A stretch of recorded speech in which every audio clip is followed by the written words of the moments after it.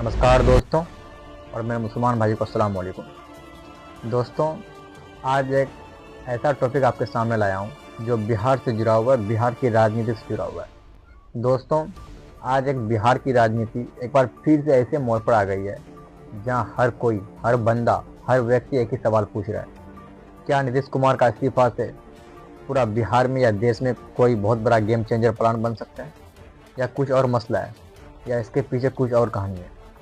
दोस्तों, क्या यह सिर्फ एक राजनीतिक चाल है या इसके पीछे कोई बहुत बड़ा प्लान छुपा हुआ है? दोस्तों, आज की इस वीडियो में हम पूरी सच्चाई को जानेंगे। नीतीश कुमार इस्तीफा क्यों दिया, बिहार का राजनीति का कारण क्या है, इससे कोई बहुत बड़ा नुकसान तो नहीं होगा, या पूरे देश में और बिहार में इसका असर क्या पड़ेगा। दोस्तों, सबसे पहला सवाल, नीतीश कुमार कौन है? तो हम लोग समझते हैं कि नीतीश कुमार कौन है। दोस्तों, नीतीश कुमार बिहार का कई बार मुख्यमंत्री हो चुके हैं। वह एक बहुत बड़े अनुभवी नेता हैं। सबसे खास बात है नीतीश कुमार का, वो पलटी मारना बहुत है। वो पलटीबाजी नेता है, बहुत बड़ा। अलायंस बदलते रहता है, पार्टी बदलते रहता है।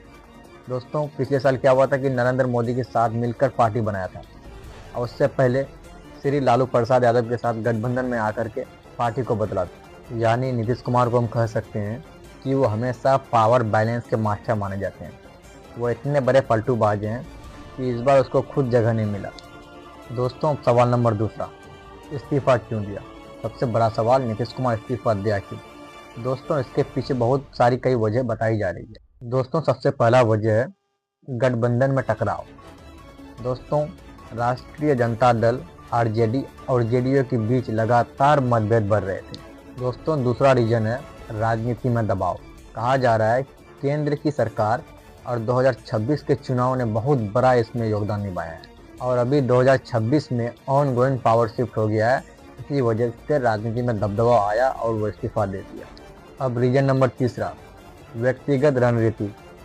दोस्तों, रिपोर्ट्स के अनुसार नीतीश कुमार हमेशा एक सही समय पर चाल चलते हैं, और ये उसका इस्तीफा जो है वो एक कैलकुलेटेड मूव माना जाता है, माने कि उसका दिमागी फैसला की वजह से, और वो पूरा होश आवाज़ में ये फैसला लिया है। दोस्तों, कुछ लोगों का मानना यहाँ तक है कि ये एक इस्तीफा नहीं, इसके पीछे एक बहुत बड़ा चाल है। ये इस्तीफा के पीछे एक बहुत बड़ा चाल ये है कि यहाँ एक नई सरकार बनाना चाहती है। अब सवाल नंबर तीसरा, सबसे बड़ा सवाल, कौन बनेगा अगला मुख्यमंत्री बिहार के? दोस्तों, ये बहुत बड़ा सवाल है। बिहार की गद्दी में आखिर बैठेगा कौन? तो दोस्तों, अगर ऐसी बात चल रही है तो हम सब के सामने एक ही चेहरा नजर आता है, जिसका नाम है तेजस्वी यादव। उसकी क्वालिटी की हम लोग बात कर रहे हैं। वो युवा नेता है, एजुकेटेड पर्सन है, और वो एक आरजेडी के नेता हैं, और पहले भी डिप्टी सीएम रह चुके हैं। दोस्तों, अब सवाल है, क्या ये आसान है? क्या वो अगला मुख्यमंत्री बन सकता है? तो दोस्तों, इसका जवाब है कि इतना आसान नहीं है। बीजेपी चाहता है कि मेरे ही पार्टी का कोई मुख्यमंत्री बने बिहार का। और दोस्तों, इस सरकार बनाने की चाल में बीजेपी का एक बहुत बड़ा खेल है। वो एक नई सरकार बनाने की कोशिश कर रहे हैं। और दोस्तों, अगर सरकार बनाने की बात है तो यहाँ तक बात पहुँच सकती है, नीतीश कुमार खुद सीएम बन सकते हैं। फिर ये बिहार है दोस्तों, यहाँ कुछ भी पॉसिबल है। अब दोस्तों, सवाल नंबर चौथा, बिहार की राजनीति का खेल। दोस्तों, आइए इसको पूरा एक्सप्लेन के साथ समझते हैं, बिहार की राजनीति का खेल क्या है। दोस्तों, मैं आपको बता दूं, बिहार एक ऐसा राज्य है जहाँ चुनाव लड़ने के लिए दोस्त दुश्मन एक साथ लड़ जाता है। यहाँ का अक्सर जो राजनीति का खेल है, इसको शतरंज का खेल कहा जाता है।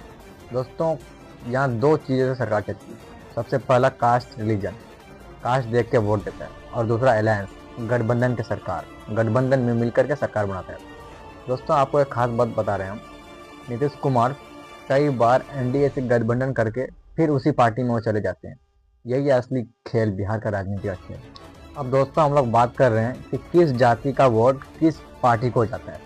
तो दोस्तों, हम सबसे पहले बात कर रहे हैं यादव का वोट बैंक। यादव का वोट जाता है आरजेडी को, और कुर्मी प्लस एबीसी जेडीयू को। दोस्तों, जो सबसे इम्पोर्टेंट जो अभी सरकार चल रही है, अपर कास्ट प्लस अर्बन जो लोग होते हैं वो देते हैं बीजेपी को वोट। दोस्तों, इन सब में सबसे खास बात ये है कि नीतीश कुमार इन सब वोट बैंकों, इन सब वोटरों को एक साथ बैलेंस करके चलता था।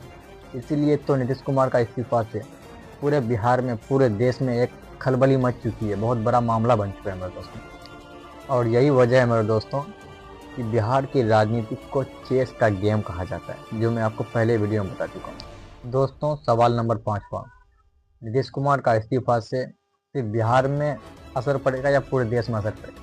तो दोस्तों मैं आपको बता दूं, नीतीश कुमार का इस्तीफा से बिहार में नहीं बल्कि पूरे देश में असर पड़ सकता है।